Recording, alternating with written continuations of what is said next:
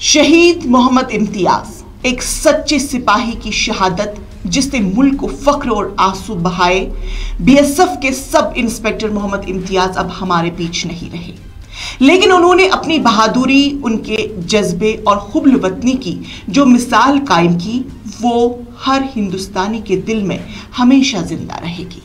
इम्तियाज 10 मई को जम्मू कश्मीर के आरएसपोरा सेक्टर में पाकिस्तान की जानिब से की गई फायरिंग में शहीद हुए।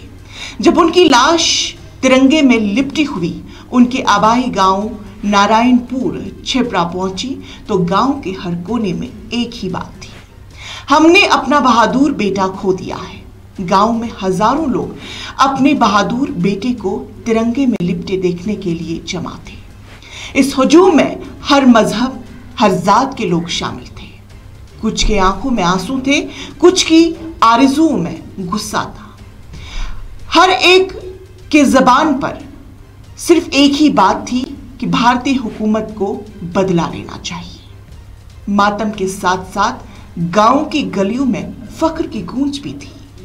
लोग रो पड़े, लेकिन साथ ही कहने लगे, इम्तियाज ने मुल्क के लिए जान कुर्बान की, हमें इस पर फख्र है। मोहम्मद इम्तियाज 3 भाइयों में दरमियानी था, लेकिन तीनों भाइयों ने एक ही रास्ता चुना, यानी कौमी खिदमत।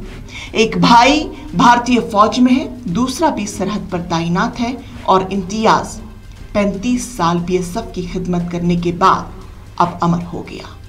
उन्होंने अपने घर का नाम भी सीमा प्रहरी निवास रखा था। गोया वो पहले ही जानता था कि एक दिन वो मुल्क के लिए शहीद हो जाएंगे। इम्तियाज ने पसमानदगान में अहलिया, 2 बेटे 2 बेटियां छोड़ दी है। घर में सफ़े मातम बिछ गया है।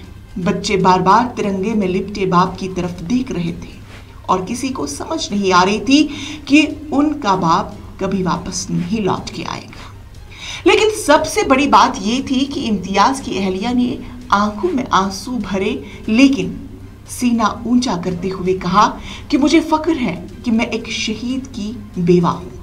उनके इस दिलहराना बयान ने वहां खड़े सभी को जज्बाती कर दिया। अहलखाना और दोस्तों के मुताबिक इम्तियाज हमेशा कहता कि बॉर्डर पर पोस्टिंग एक एजाज है और अगर मैं वहां जान से हाथ धो बैठता हूं तो ये मेरे लिए सबसे बड़ा एजाज होगा।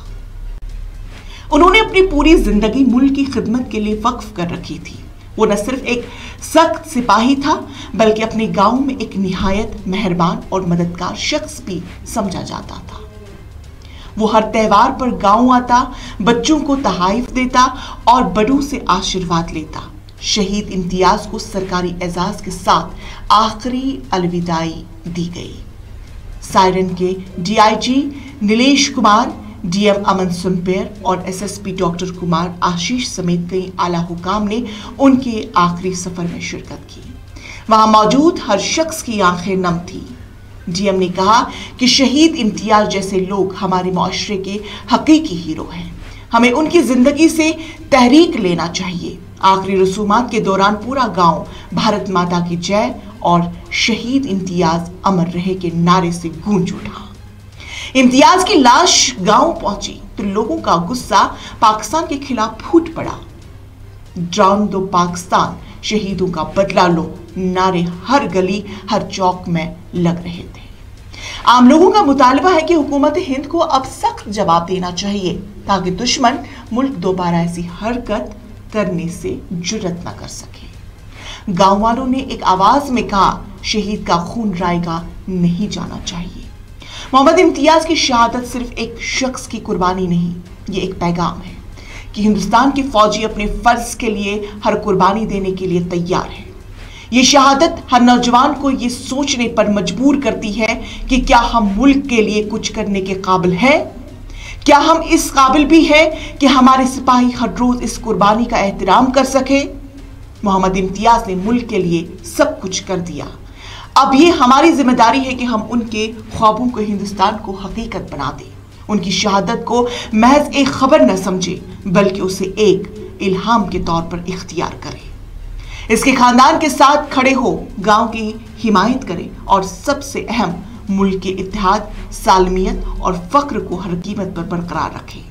शहीद होने वालों की कुर्बानी को याद रखे, उनकी कहानी पर हर सांस में रहे। शहीद मोहम्मद इम्तियाज अमर रहे।